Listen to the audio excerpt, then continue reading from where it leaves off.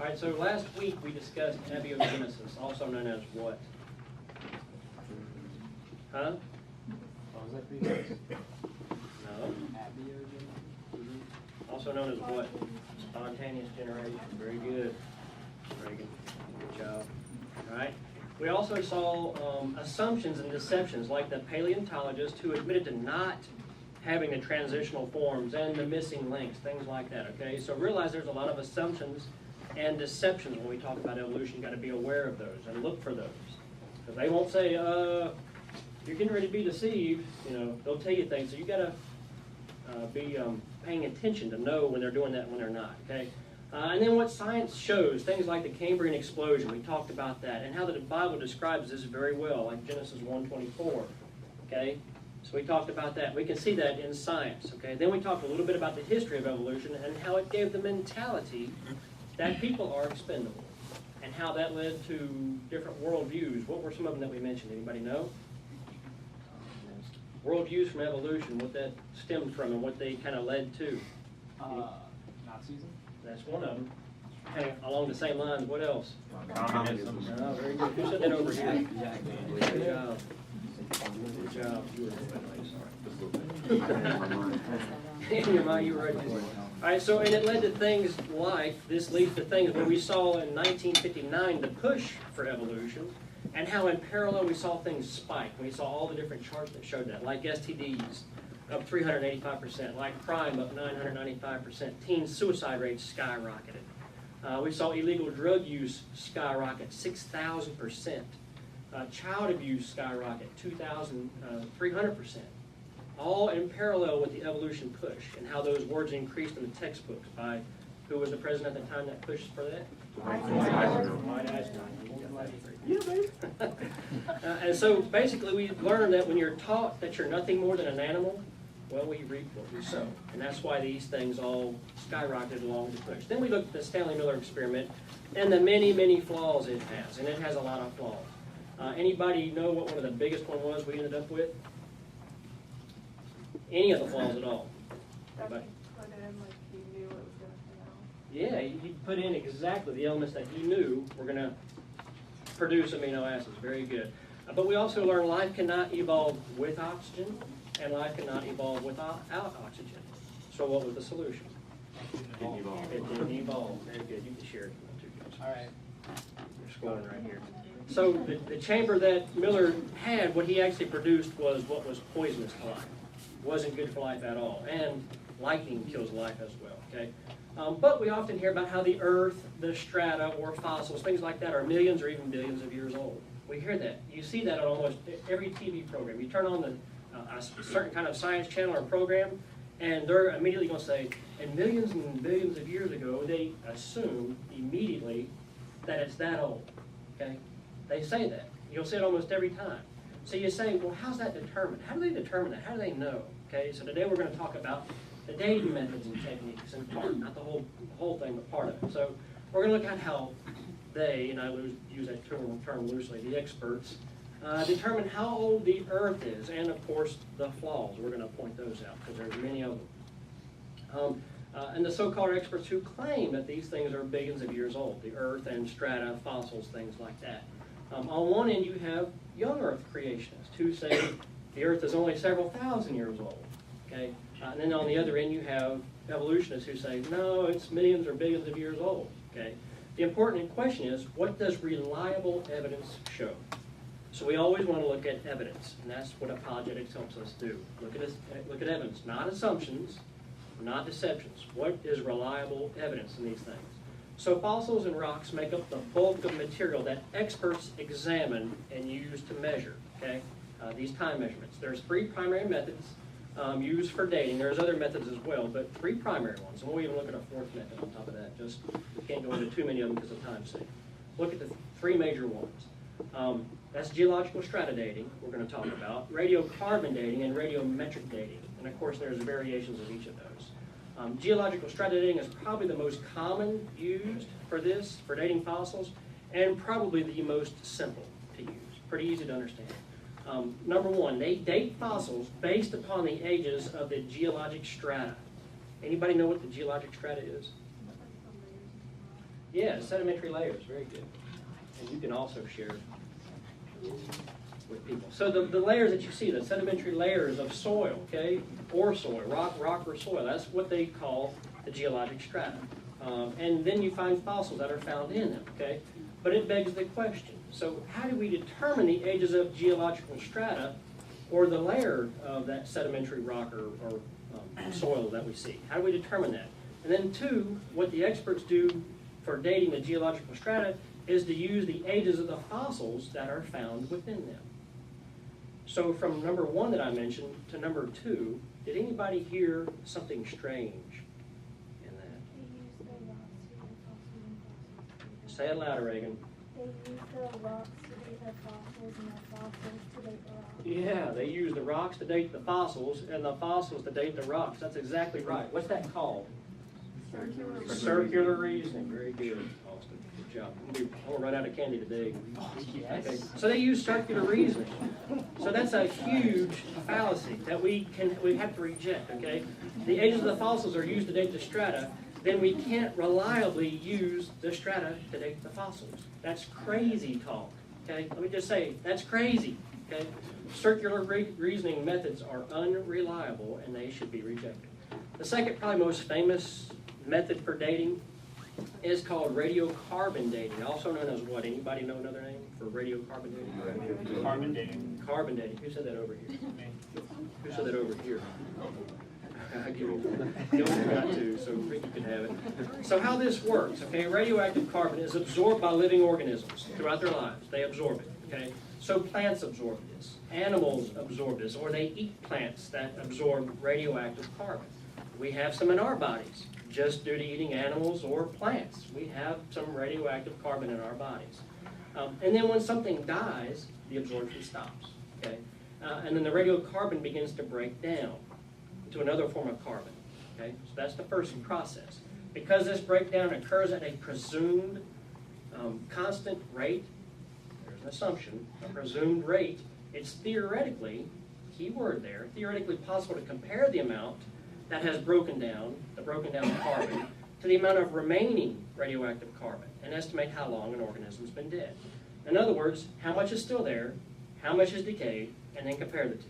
That's, in short, simple, that's how they do that, okay? One huge problem with this theory, huge problem. The radioactive carbon has an expected life of less than 62,000 years. Does anybody see an issue with that? Because they are older. That's right. How can anything be older than that? So how can things be millions of years old when the maximum for this is 62,000 years expected life? So anybody suggesting that something is millions of years old by using carbon dating methods are either lying or they're ignorant about the scientific reality, okay? That's the first thing, but that's not all. First, the ratio of carbon and radioactive carbon is not known because there were no observations of it in the death of the organism, okay? No observations. No one was there to see and determine. So in other words, they are assuming what the ratio is. They're making a blind assumption. What did we say? What did we say on and on and on repeatedly about this? Assumptions and deceptions. Watch for them in evolution. Both of these carbons are formed at rates that can change dramatically over time and with different conditions that are out there in the world. The rate of formation and breakdown could change substantially from ancient times, where this was happening, to today. So it's not uncommon at all. Third, the possibilities of contamination could certainly happen and is very likely to happen over time. The older the sample, the higher the probability there's going to be some contamination, and it will be unreliable. So an unreliability there. Let's use a swimmer as an example. So let's kind of illustrate this. Is knowing the start time of a race, say a racer is, a swimmer is swimming the 1,500 meters. Knowing the start time of the race, is that enough? Just saying, I know when that race is going to start. Is that enough to know how fast that swimmer swam and who won? No. What else do you got to have? You got to wait to have a stopwatch. Okay, so picture the Olympics. Okay, view the Olympics in your mind, and view somebody swimming 1,500 meters. Think about what all you're seeing in that race. First, you have to have a stopwatch that is properly calibrated. That's the first thing. What else you got to have? A pool. We'll assume that. Assumption knows something. That's right. Very good, very good. What else do you have to have? That's a good point.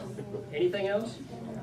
You have to have swimmers. What else as far as knowing the proper time? Someone to start and stop the Someone to start and stop shot. the stopwatch. What else? An end time. Huh? An end time. An end time that goes along with the stopwatch. What about observers? Have you ever seen the Olympics and every time they come down they look straight down to make sure they're touching the wall? Well, what happens if somebody swam halfway and said, oh, I think that's pretty good, I'm just going to go, and take the lead? No, that's not going to work. They have people that are watching, and every lane they're watching. They have 2 or 3 observers along with the stopwatch and everything else. So they're very precise, okay? Without observations, you can't be sure that the time is valid. You can't be sure, okay? So hopefully that illustration helps. This is why you need at least 2 and sometimes more observers throughout the entire race to measure it, to make sure it matches the standards that they need. Okay? Why would we believe that dating fossils, ancient fossils, or even the Earth isn't in need of similar observations? Why would we think that? Why would we think that just knowing when something died is all we need to know? So information gleaned from a technique that is limited to 62,000 years depends on unobserved carbon ratios over time, is unreliable for dating fossils, much less the Earth, right? I'm going to give you some examples. There are many flawed methods out there, many examples of how this is flawed. Let me give you just a few. I'll give you one from a couple of different decades. In 1963, living mollusk shells were dated as being 2,300 years old. They were still alive. Okay.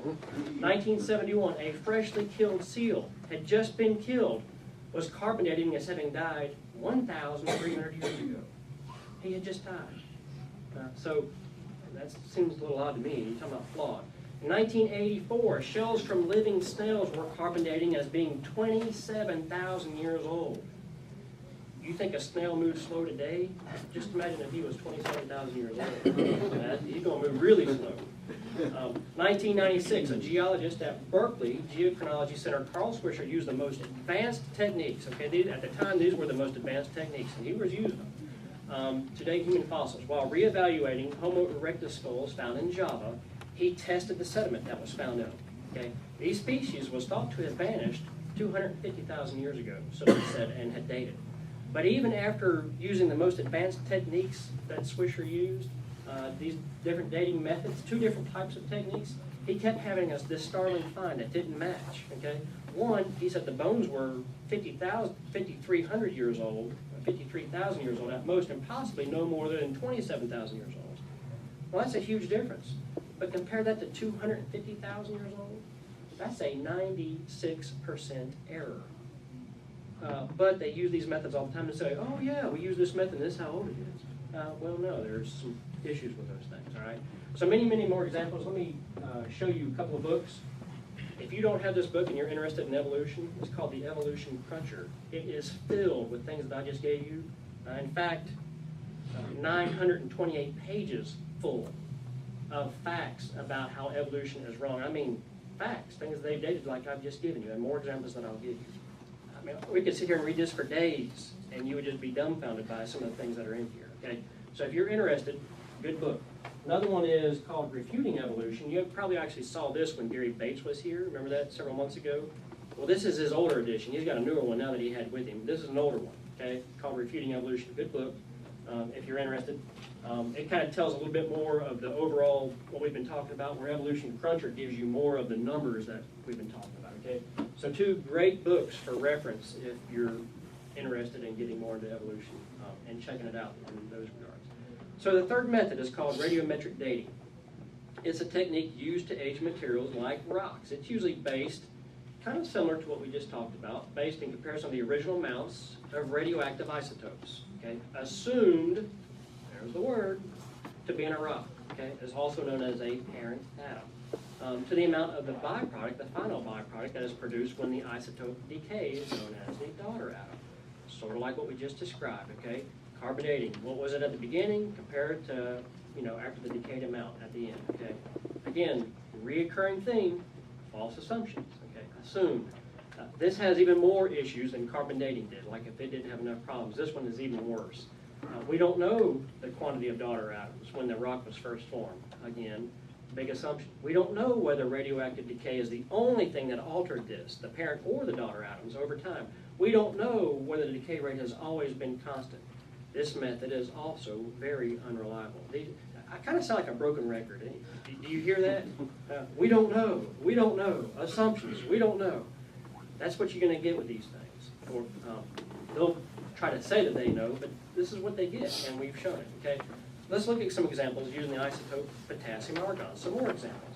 It's been used to date the Sunset Crater near Flagstaff, Arizona, at 200,000 years.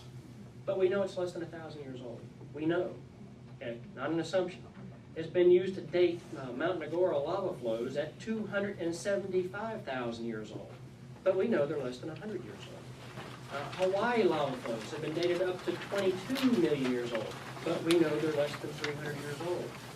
How long ago was 1971?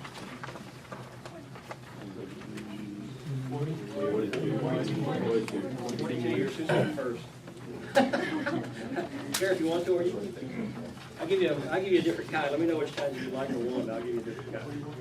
Right, 42 years, okay? 42 years is when this erupted. 42 years ago, but they dated it at 350,000 years old. So it's kind of weird. Again, okay, another one for somebody else since you're in math. 1980. How long ago was that? 33 years ago. So that's when Mount St. Helens erupted.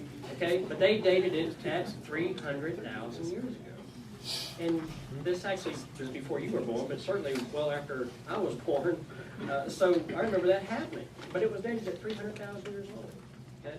These are just some of the flaws that we're talking about using isotopes as well. Fourth method, also known as ice core drilling. Has anybody ever heard of that? Ice core drilling. Okay, I'm going to show you some slides on this because it's kind of interesting. So let's see if I can get slide one. You see that? Ice core drilling. All right, so the U.S. National Ice Core Laboratory has ice cores that are drilled. They do this in the North and South Poles, both ways. And they're supposed to be able to tell you how old the ice is by the rings, kind of like a tree. Have you ever seen a tree cut and you see the rings? They say, well, that represents how old the tree is, okay? And they say each ring is supposed to mean a year. Let me continue on with this. So there's a ring. And just to draw some lines on there, you see kind of the draw lines to help represent what the rings are supposed to be, okay? So this ice core machine drills down and can piece these pieces of cores together, even going down 10,000 feet. So they don't drill 10,000 feet, they might drill 100, but they can piece it together down to 10,000 feet. So drawing some lines on the pictures, you see what the rings represent, or what they show here, okay? Supposedly these lines represent summer, then winter, summer, then winter. So what's the assumption? Anybody know what the assumption is there? Huh? It only snows once a year. It only snows once a year. These are supposed to be annual or yearly, okay? These rings are supposed to represent annual rings, okay? Big assumption. But there's a very, very interesting and true story, okay? There was these pilots called the Lost Squadron. Let me get these pictures up because this is a really cool story. So this is the path that the Lost Squadron traveled, and they were really lost. And they eventually landed in Greenland, okay? And there's a picture of the Lost Squadron. These planes are from World War II, okay? So during World War II, they ran out of gas. And they found a spot to land. It just happened to be Greenland, okay? Long story, but they landed, were okay, kind of crashed a little bit, but the planes were pretty much okay. Couldn't use the planes any longer. But they were rescued. They left the planes. This rich guy from Kentucky, 48 years later, he decided, you know what? This would be pretty cool to go excavate these planes.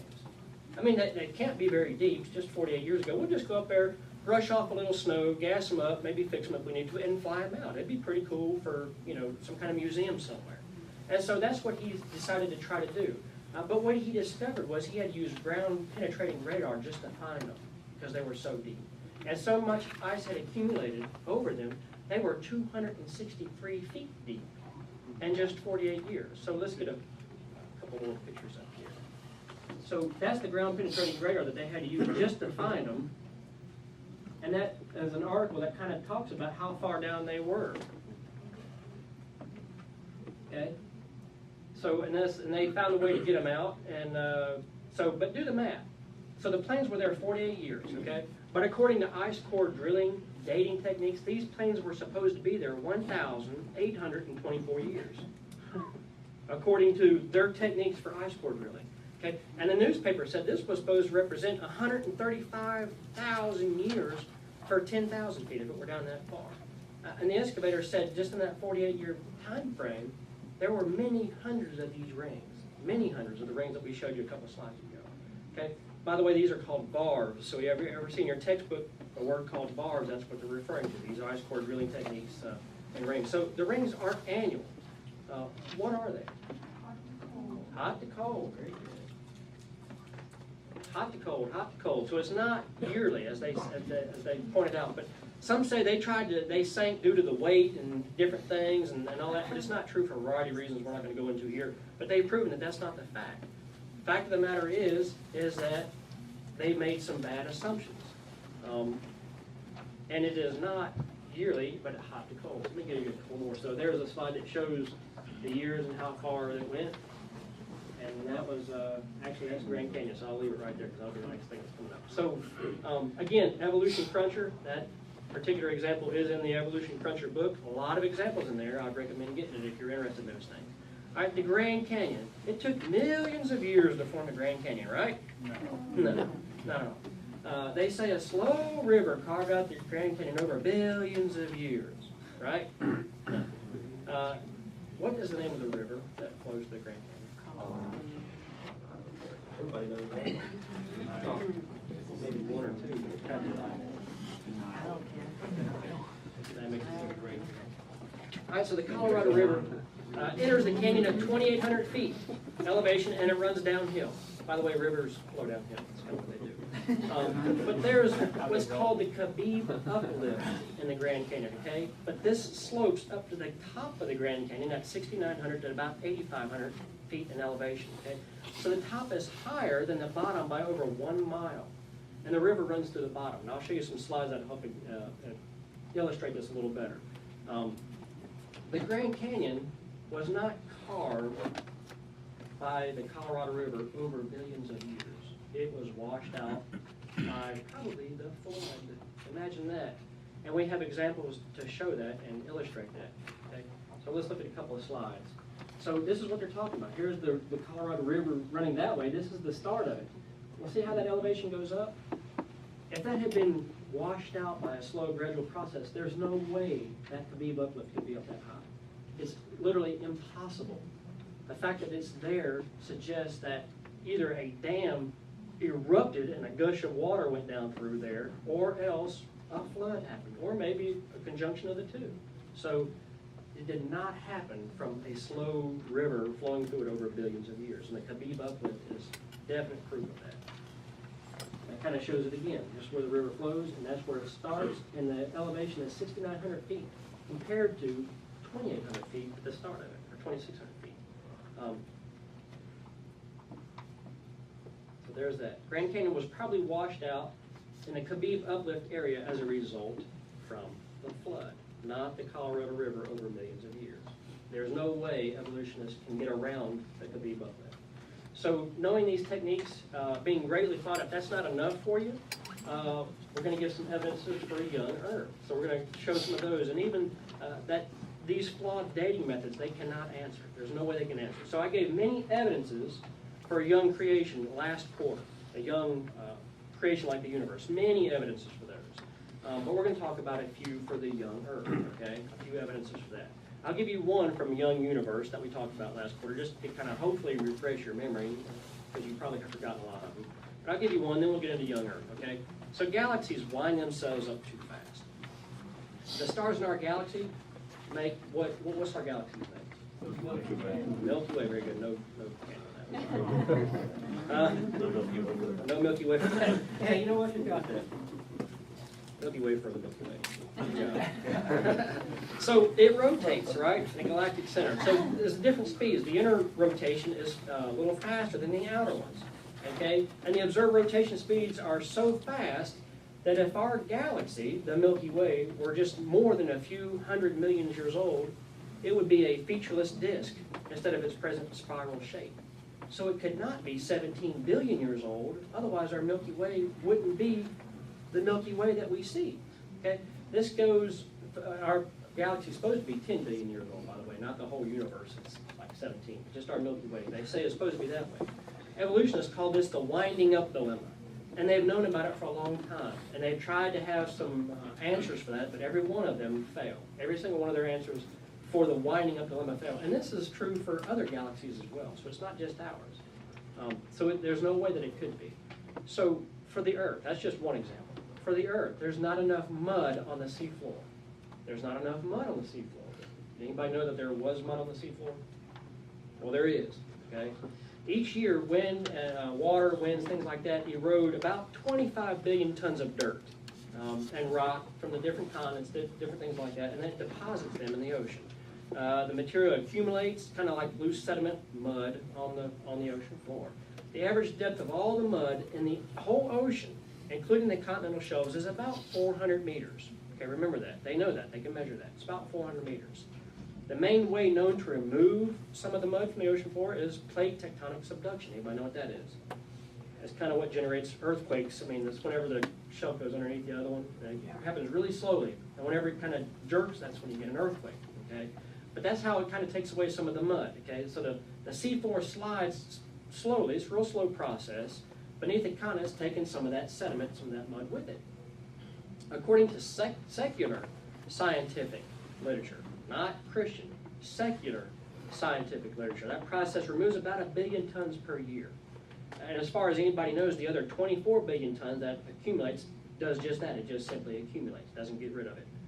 At that rate, erosion would deposit the present amount of sediment in less than 12 million years. But according to evolutionist theory, erosion and plate subduction have been going on as long as the oceans have been around, supposedly about 3 billion years, according to evolutionist theory. If that were so, if that were really true, we would have mud that would be dozens of kilometers deep. A kilometer is almost a mile. Dozens of kilometers, not 400 meters. So there's no way they can explain it, except for a creationist explanation. That is, well, there was a flood about 4,000, 5,000 years ago, and it deposited its present amount, and it matches it perfectly with the amount they find out there right now. So the flood answers it really, really well, and nobody else can. The evolutionist theories cannot. Not enough sodium in the sea. Every year, river, other sources, things like that, dump over 450 million tons of sodium into the ocean. Anybody know how this occurs? Nobody knows how this occurs. That's the question, I guess. So you weren't listening, is that what you're doing? I was. That's all right. So how does sodium, 450 million tons of sodium, get into the ocean every year? How does that happen? Huh? Well, erosion. Precipitation. Huh? Precipitation. Precipitation, sure. It rains, it evaporates, rains, and it washes back into the oceans eventually. Whether it be in the rivers, which all flow eventually into the ocean, okay? By the way, it's important to know this when discussing the flood. What I'm talking about is fresh water versus salt water. Okay, so this is pretty key for the flood as well. Only 27% of the sodium manages to get back out to the sea each year. But basically it rains, washes sediment and things out to the sea. As far as anybody knows, the remainder just accumulates in the ocean. If the sea had no sodium at all to start with, if it had zero, and I'm not saying that it did, I'm just saying if it did, it would have accumulated its present amount in less than 42 million years at today's input and output ratios. That's much, much less than evolutionary scenarios of the age being 3 billion years old. A whole lot less, okay? Again, false assumptions. More accurate calculations that come out, even giving generous scenarios for evolution, still give it a maximum age of 62 million years, way less than 3 billion. And that's calculations for their estimates, not stuff that creationists come up. By the way, the many other sea water elements as well as sodium, the amounts that are in the ocean today match the flood perfectly. Perfectly, okay? So keep that in mind. The Earth's magnetic field is decaying too fast. What's the magnetic field do for us? Anybody know? Waves. Huh? But what does it do? It protects us from UV rays. Protects us, right, from a lot of things, but radiation is probably the biggest thing. Good job, Ricky. Evolutionary theories about the magnetic field are very complex and inadequate. Very complex. A much better creationist theory exists. It's straightforward. It's based on sound physics. It explains many features of the field, many features that match paleomagnetic, historic, and present data. It matches, and it could not be less than 10,000 years old. Okay, those are just a few. Radiopolonium. Anybody ever heard of radiopolonium halos? No. Okay. So, was the Earth ever hot molten mass? No. Huh? No. Let me read this. Textbooks will say, as the Earth formed, its surface was similar to that of the Moon. But unlike the Moon, Earth's surface was hot with pools of bubbling lava. Okay, so what do you say? Huh? All right, let me read Genesis 1:2. And the Spirit of God moved upon the face of the waters. Now what do you say? It wasn't hot bubbling at all. So Robert Gentry did massive research on this, and he discovered granites all over the world. What's granite? Hard rock, yeah. And he found these little tiny rings in them. And the best analogy I can give you is like if a hand grenade exploded in Jell-O. Okay, that's about the best I can do with that. And these little fragments stuck in Jell-O, a real weak grenade, okay, or else really strong Jell-O.